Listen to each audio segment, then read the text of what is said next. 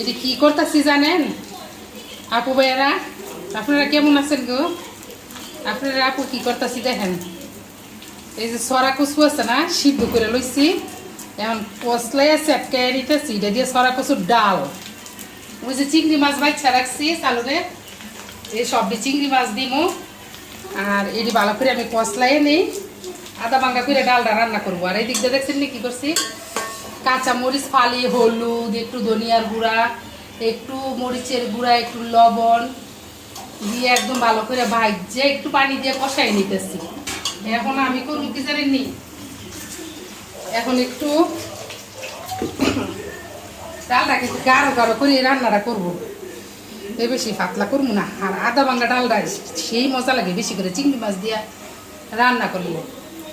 এই ডিশে এই যে চিংড়ি মাছ একদম টাটকা চিংড়ি মাত্র আনছে, স্বাভাবিকের বাপে আনছে, বুঝছে না পুবাইরা? বাজার আইনে তারা গিয়ে গোপাল বার দেখতেছে, আমরা কয় কি আমার ছড়া কচুর ডাল রান্না করে দাও, এখন রান্না করে দাও। এখন রাত্রবেলা গরম ভাত একটু রাইস কুকারে বসাই দিয়ে এসছি, আর এই যে আদা ভাঙ্গা ছড়া কচুর ডাল রান্না করবো, যে সব মশলা টসলা কষাই দিচ্ছি। মাছটি দিলাম আগে, বেশি করে চিংড়ি মাছ না দিলে কিন্তু কিছু মজা না। বেশি করে চিংড়ি মাছ দিয়া সরা কচুর ডাল কে কে খাইছেন, বেশি করে দইনা পাতা দিয়ে মোটানোর সময় হোক, ভালো করে কষানো হোক। আর এদিক দিয়ে আমি এটারে একদম আদা ভাঙ্গা করে নিচ্ছি, দিয়ালাম ডালের মধ্যে। বুঝলি আমার উপরের লাইটটা, আরেকটা লাইট আছে ওটা গেছে নষ্ট হইয়া, কালকে আনতেইব, ভালো দেখা যায় না। এই যে আরেকটু দিয়ে দিই, জলটা দিয়ে আর একটু দিয়ে দিই, একটু দিতাম।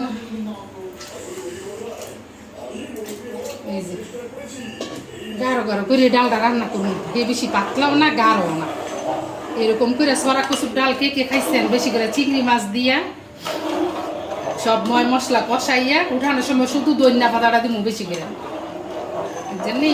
এই ডালটা খাইয়া দেখে না পুবাইরা, অনেক মজা হয় গো পুবাইরা, এইভাবে রান্না করে খাইয়া দেখবেন। আগে যে সময় আমি গ্রামে ছিলাম ছোটোর সময় আমার আম্মার দেখতাম 2-3 ফাতি মনে করেন যে সরা কচু উড়াইয়া এরপরে করতে কি রোদে শুকাইতো, শুকাইয়া সেইরা আর একটু ভালো করে সিদ্ধ হইব। দিতাম না, শেষ। এখন খালি ভালো করে ফুটো, নামানোর সময় আপনারা দেখাম ভালো করে ফুটাই নেই। আর ওই সময় আম্মা কি করতো, এই সরা কচুর রোদে শুকাইতো, শুকাইয়া এরপর দিয়ে তুল দিয়ে সরা কচুর ডাল রানতো। আজকে কিন্তু একটা আমের চিট দিমু, কাঁচা আমের চিট দিমু, কাঁচা আমের চিটটা দিলে গলায় ধরতো না, সরা কচু তো ধরে না, তারপরও একটু টকটক লাগে, ভালোই লাগে। আর আম্মা আগে গাছের তেঁতুল দিয়া এরপরে সরা কচুর ডাল রান্না করতো, এক হারিয়া তো মজা লাগতো গরম ভাত দিয়া। এই যে সরা কচুর ডাল রান্না করলাম বেশি করে চিংড়ি মাছ দিয়া, ধনিয়া পাতাটা দিয়ে দিছি, সাথে সাথেই সিদ্ধ হয়ে গেছে, কারণ ধনিয়া পাতা দিলে ভালো করে সিদ্ধ না হইলে গ্রানটা ভালো আসে না, এই কারণে দিয়ে দিচ্ছি।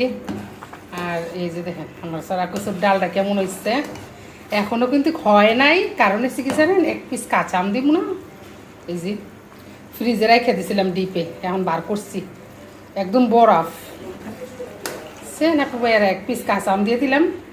সরা কচুর ডালে একটু টক দেওয়া লাগে, আমরা আগে গ্রামে দেখতাম যে তেঁতুল দিত, আমরা গাছের তেঁতুল দিয়া এরকম করে গাঢ় গাঢ় করে, এত গাঢ়ও না এত পাতলাও না, এরকম করে একটা সরা কচুর ডাল রান্না করতাম চিংড়ি মাছ দিয়া, আমরা দেশে কইরা চিংড়ি দিয়া সরা কচুর ডাল বেশি করে ধনিয়া পাতা দিয়া রান্না করতো, সেই মজা লাগতো গরম ভাত দিয়া। সে না পুবাইয়েরা এইভাবে সরা কচুর ডাল রান্না করে খাইয়া দেখবেন, ঠিক আছে?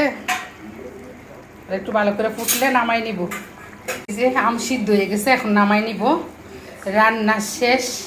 এরকম করে আম্মা করতো কি অনেকগুলো একসাথে বড় পাতিলে রান্না করে, আর গ্রামের বাড়িতে গেছে কি এক পাতিল রান্না করতো, সবাই কইতো যে সরা কচুর ডাল বেলা রান্না করছো দিয়া খাইও, এরকম মনে করেন যে অনেকে নিয়ে নিয়ে খাইতো, বাড়ি বইরা বইরা নিত, নিয়ে নিয়ে রান্না করে দিলে খাইতো খাইয়া কইতো অনেক মজা হয়েছে অনেক মজা হয়েছে বুঝছে না পুবাইয়ারা ঠিক এরকম করে আম্মা রান্না করতো আর আজকেও ঠিক এরকম করে রান্না করছি অনেক সুন্দর একটা ধনিয়া পাতাটা তো সিদ্ধ হয়ে গেছে অনেক সুন্দর একটা গ্রান বাড়িছে যেহেতু বেশি করে চিংড়ি মাছ দিচ্ছি এত সুন্দর একটা গ্রান বাড়িছে সরা কচুর ডালের ঠিক এভাবে আপনারা রান্না করে সবাই খাইবেন আল্লাহ হাফেজ সবাই ভালো থাকবেন সাবধানে থাকবেন